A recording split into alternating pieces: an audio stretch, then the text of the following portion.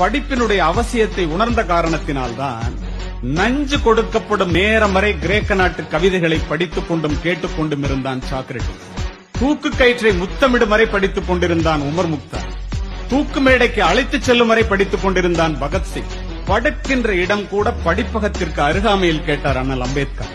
படித்துக் கொண்டிருந்த புத்தகத்தை முடித்துவிட வேண்டும் என்பதற்காக தன்னுடைய அறுவை சிகிச்சையே அடுத்த நாள் மாற்றி வைக்க சொன்னார் பேரறிஞர் அண்ணா. பயணங்களின் போது எல்லாம் படிப்பதையே தன்னுடைய வழக்கமாக கொண்டிருந்தார் பாரதத்தினுடைய முதல் பிரதமர் ஜவஹர்லால் நேரு. படித்துக் கொண்டிருந்த புத்தகத்தை முடிக்காமல் தூக்கத்தையே மறந்தவர் முன்னாள் ஜனாதிபதி ராதாகிருஷ்ணன் அவர்கள்.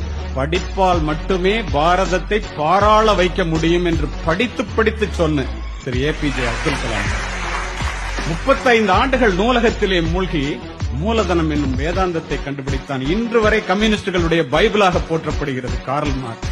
படிப்பு ஒரு மனிதனை எந்த அளவிற்கு உயர்த்தும் என்பதை ஆசிரியர்கள் உணர வேண்டும். பிக்காசோவினுடைய ஓவியத்தை விட, பீத்தோவனினுடைய இசையை விட, கம்பனினுடைய ஒரு செய்யுள், பாரதியினுடைய ஒரு பாட்டு, என் கண்ணதாசனினுடைய ஒரு வரி நம்முடைய வாழ்க்கையே புரட்டி போகிறது.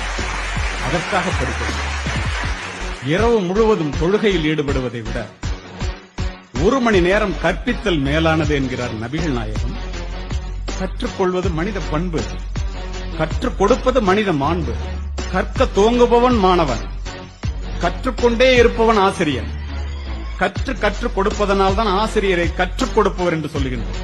நீர் அளவே ஆகுமாம் நீராம்பல், தான் கற்ற நூல் அளவே ஆகுமாம்